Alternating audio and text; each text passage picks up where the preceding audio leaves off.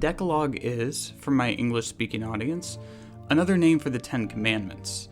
In the late 80s, Krzysztof Kieślowski and Krzysztof Pisiewicz wrote a 10-episode television show entitled Dekalog. Each show corresponds to a commandment in some way or another. I am making mini reviews and analyses for each episode. Basically, just my musings on each episode after I watch them.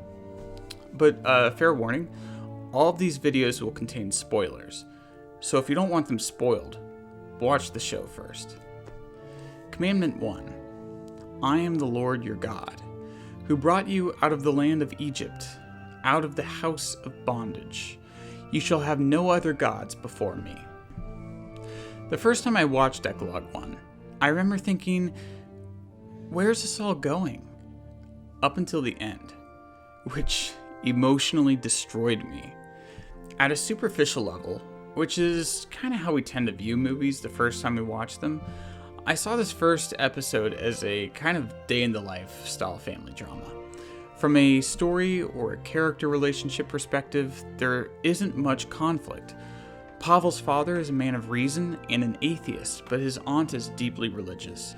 Kieślowski could have milked this dichotomy for drama, but his father agrees to send Pavel to study with a young priest, thinking it could be good for the boy. It's not like that resolves the tug-of-war for Pavel's soul, between the material and the spiritual, but Kieślowski doesn't really allow the people in the film to fight those battles. This brings us back around to the commandment at play here. The other god they put before God is reason, which can be seen as their own ego. Although Krzysztof, Pavel's father, truly believes he can reduce everything in the world to numbers and systems, his experiences in the film are unexplainable, and even though they don't make sense, he understands them. So to not be so cryptic, I'll illustrate what I'm talking about. When Krzysztof's ink bottle breaks for no reason, and the ink destroys his papers, it's as if the divine can easily override the rational. I think he knows what has just happened, or at least he's close to understanding. I say this because immediately after, a little girl knocks on the door asking for Pavel. At least in our minds, we know exactly what has happened. Emergency sirens wail. He finds out he wasn't at his afternoon lesson. Everyone is running to the pond, but Krzysztof. On my recent viewing, it felt to me like he, deep down, knew that the ice broke and Pavel fell into the lake, but he didn't want to admit it. Going to the lake and watching the firefighters pull out the body meant accepting his son's death. He wanted to keep his son alive, at least in his perception, for as long as possible, even if the fate was already sealed. He even runs after a family who leaves the crowd at the pond, wanting them to tell him that Pavel was only playing in the old car with Jacek. But he can't catch him. He can't escape fate. No, he must return to the pond.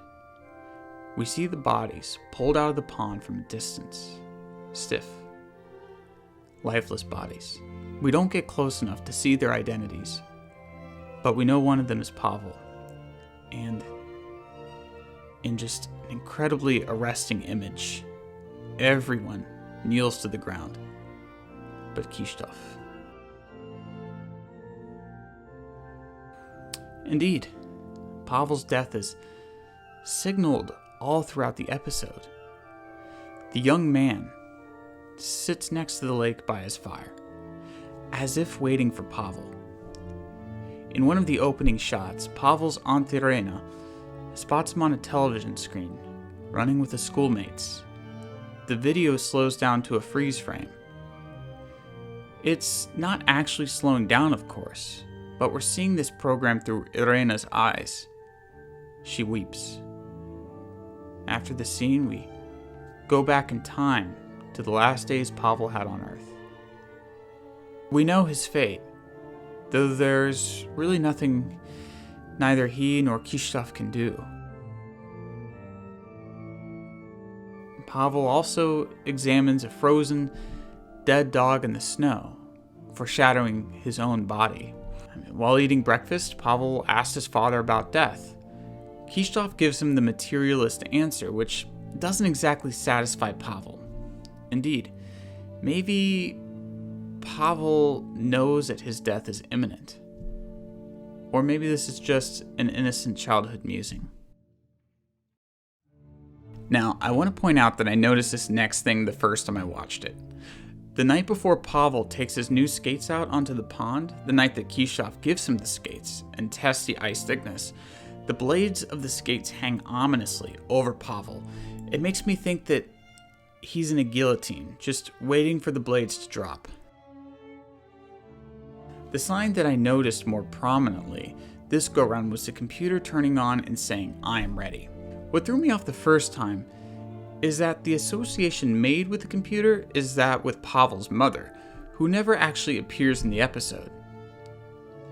They allude to her being on the other side of the world. For what reason, we don't know.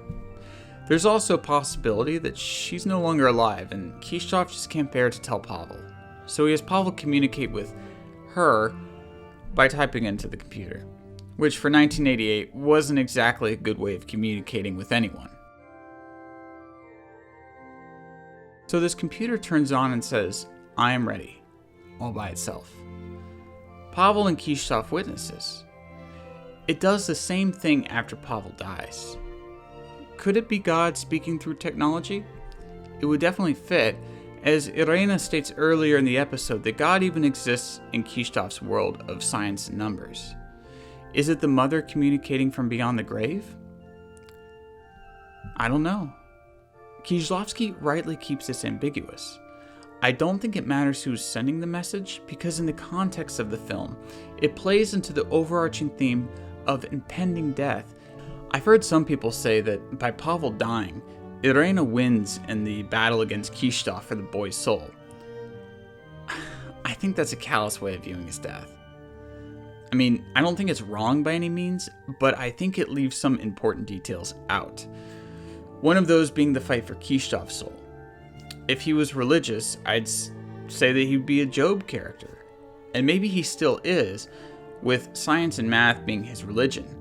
But God strips him of both his child and his sense of what's real in order to test his faith and reason.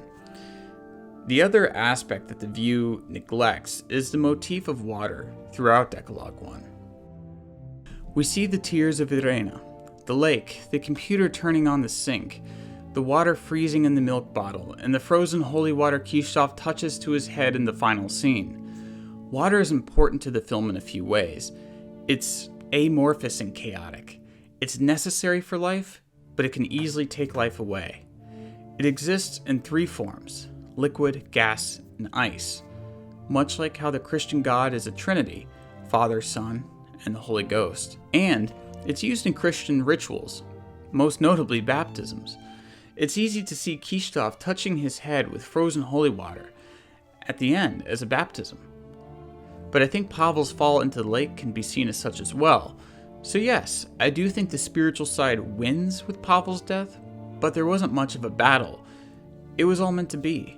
God was ready to take Pavel, and when the time came, Pavel was baptized and thus exited this material life. At the end, we return to the television screen from the beginning, watching Pavel move slowly off the screen, out of the physical world. Just as Irena weeps for the loss of Pavel, so too does God, as the wax falls from the candles onto Mother Mary's face. But unlike tears that dry, the wax will harden on the face, serving as a reminder of the loss. Pavel might be in a better place, but everyone, even God, feels the pain of his transition.